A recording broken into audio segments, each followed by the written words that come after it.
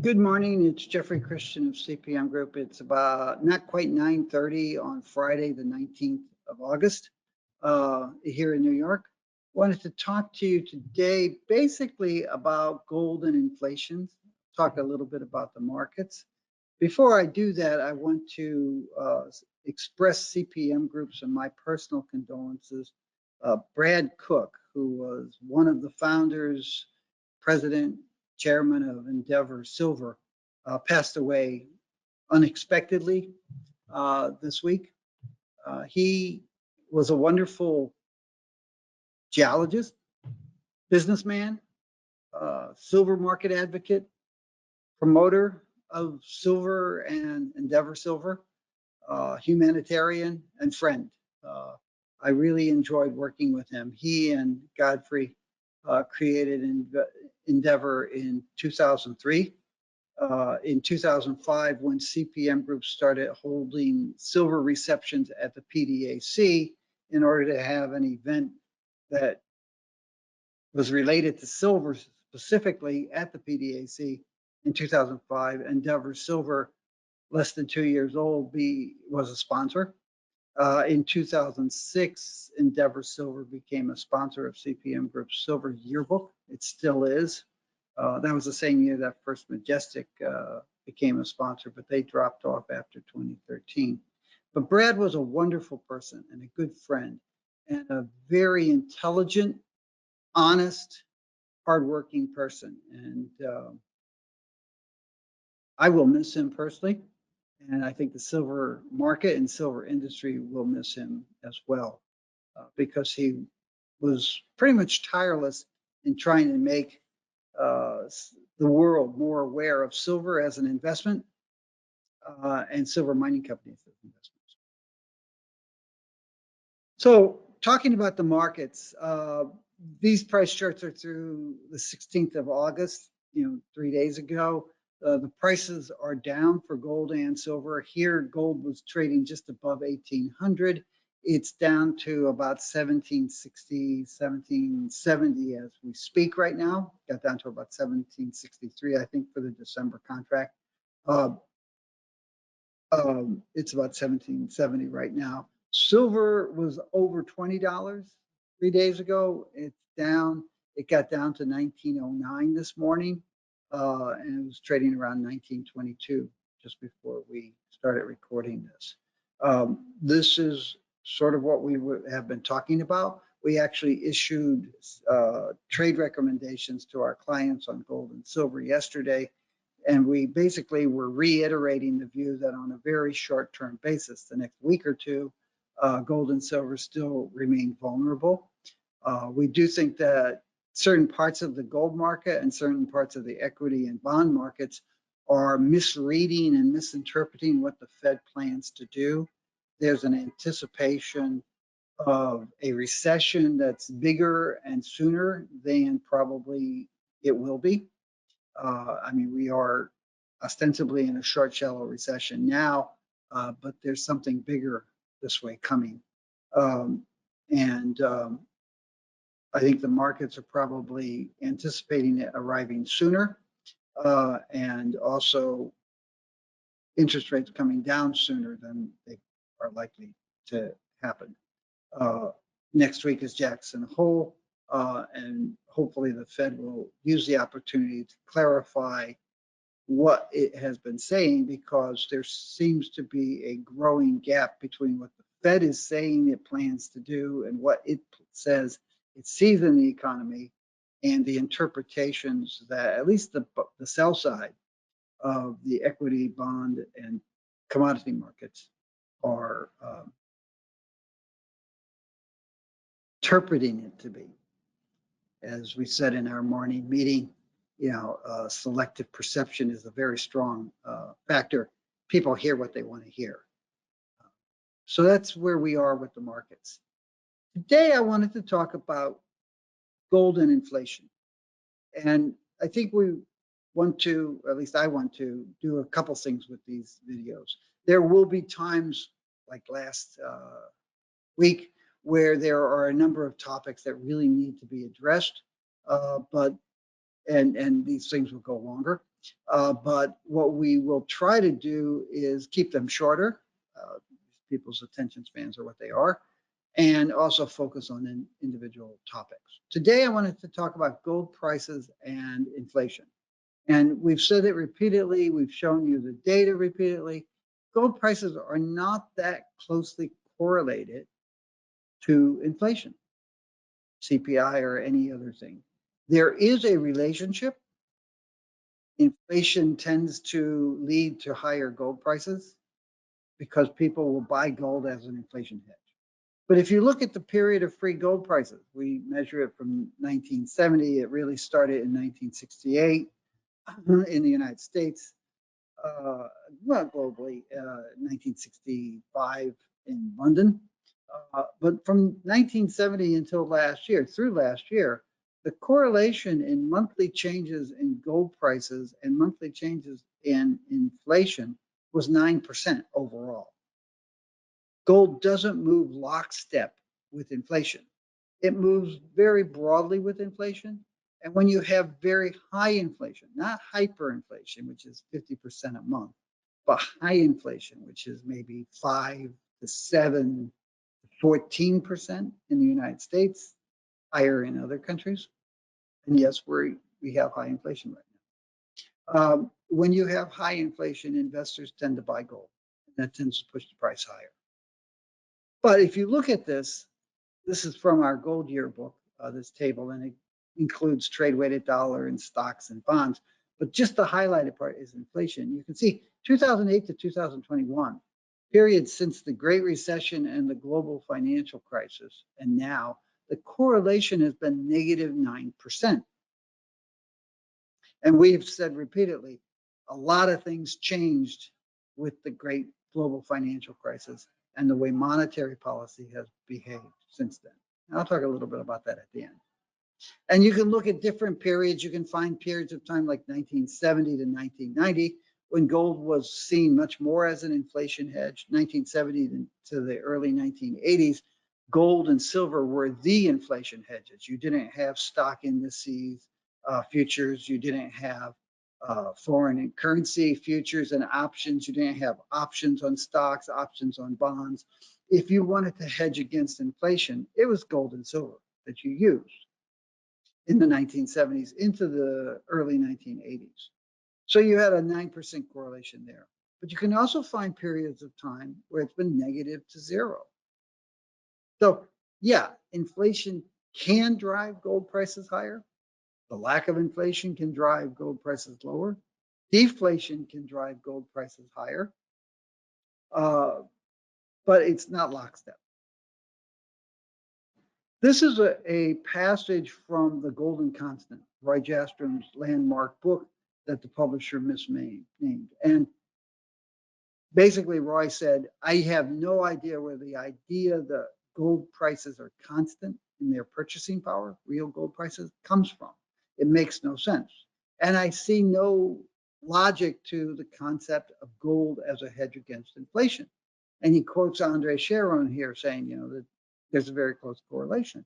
And Roy says, how can this proposition, so contrary to all of the statistical facts, become so widely believed and quoted? It's because gold has preserved capital in cataclysmic times, not on an ongoing basis. So yeah, gold is a good hedge against cataclysmic inflation. This is the relationship since 1968. You can see inflation very high in the 1970s. It came down with a thud in 1983. And it basically stayed below 5% in the mid 80s and moved lower and lower until 2020 and the pandemic. And now it has sprung back up over the last 16 months. So the important thing is you can see 1980, inflation and gold were both rising sharply. Throughout the 1980s and 90s, they were both pretty much flat. But then starting around 2001, CPM Group termed the Golden Renaissance began. where investors were rediscovering gold and buying more gold for more reasons in more parts of the world with more money for a longer period of time at higher prices. And you saw gold prices go from about $270 an ounce in 2000 to as high as $2,100 an ounce earlier this year when the Russians invaded Ukraine. And in that period of time until last year, inflation was low and generally declining. And you had an extended period of time, about 15, 20 years, where the Fed was saying inflation is too low. It's below 2%. I disagree with that theory and all, but that's beside the point. Inflation was below 2% for an extended period of time, and gold prices rose sharply. Gold prices rose sharply for reasons other than inflation. And that's very important. Gold is not a one-trick pony. Now, here's general US inflation going back actually to 1948. And you can see that big period of inflation in the 1970s. There are people who will tell you that the inflation in the 1970s was purely a function of going off of the gold standard. You can point out to them that inflation was 8 to 10% in the late 1940s when we were on a gold standard. It was really a reflection in the 1970s of a beginning of economic and financial and political and personal and social deregulation, which allowed a lot of costs to catch up with the economic realities that had been building up cost pressures in the 1950s and 1960s. And by the 1970s, you started seeing deregulation, increased international activity, a floating dollar, floating other currencies. And there was an inflationary consequence to that long-term secular adjustment to a new world order, if you will. A less regulated, more global, computerized economic environment. Again, from the Golden Constant, we've updated it since that book came out in the 1980s. This is that long-term real and nominal gold prices. And it's really not fair to talk about how inflation-adjusted gold prices, the purchasing power of gold, has fallen from $5,000 in 1700 to, below $2,000 now, but spent several decades, like from 1950 to until into the 2000s, Audis, around $500 in purchasing power. It's not fair to talk about that long-term decline in the real purchasing power because for most of that time, the nominal price was fixed by government diktat. Gold prices were free, as I said, in 1965 in London, 1968 in the United States, progressively in India. Indian gold prices were never fixed, but ownership, import exports were controlled. Same was true in Japan, same was true in China. Those things all went away in the 70s, 80s, 90s, Audis, and you saw gold prices catch up after 3 centuries of being repressed. This is the relationship between money supply and inflation, because you hear a lot of people saying, how can you have inflation so low when money supply is so high? And this has this gigantic spike in the growth rate of M1 in 2000 and the gigantic decline in the growth rate of money supply M1 in 2021. I take that out so I can show you this. This is through December 2019, and it takes out that spike so you can see long periods of time with very high money growth and no inflationary consequences, really beginning in 1982, 1983, the Volcker program that we've talked about so much. So you hear people talk about how you have to have inflation because you have high money growth. But the last 40 years have said, no, that relationship doesn't work here anymore, right? In addition to that, you have people saying, oh, well, the CPI must be rigged and jigged and all kinds of other stuff because it doesn't reflect the high money growth. And they just don't know what they're talking about. One guy was saying something this week about, oh, I agree with the idea of the CPI, but the way they collect their data skews it so that it's not inflationary. The way the Bureau of Labor Statistics collects its data is that it has thousands of individual citizens around the country who fill out monthly forms saying, this is what I bought and this is what I paid for it. There's all this garbage that you see in dark corners of the internet about how they skew the indices, et cetera, et cetera, et cetera. It's all nonsense. The relationship between money supply and inflation changed after Paul Volcker took over in 1979, and it has been different for the last 40 years. Just the way it is. All right. 2 weeks from now, we'll be at the Silver Symposium in Spokane. You should be too. It's going to be a really great event. I will be giving a speech. I've been saying I'm going to give a speech on the real silver market, but I had about 28 slides on the real silver market. And then I started adding some stuff about myth busting, the concentration of silver long and short positions by a handful of banks. It's unprecedented and all this other stuff. And I dumped that into that speech. I should probably take it out and put it into the evidence for and against the silver market conspiracy. Maybe I'll leave it in both. We're going to have an evening discussion with Matthew Hunter, the retired former deputy director for market surveillance at the CFTC, and the man who really brought the CFTC's market surveillance capabilities up to top-notch levels in the mid-aughties. Starting in the mid-aughties and continuing.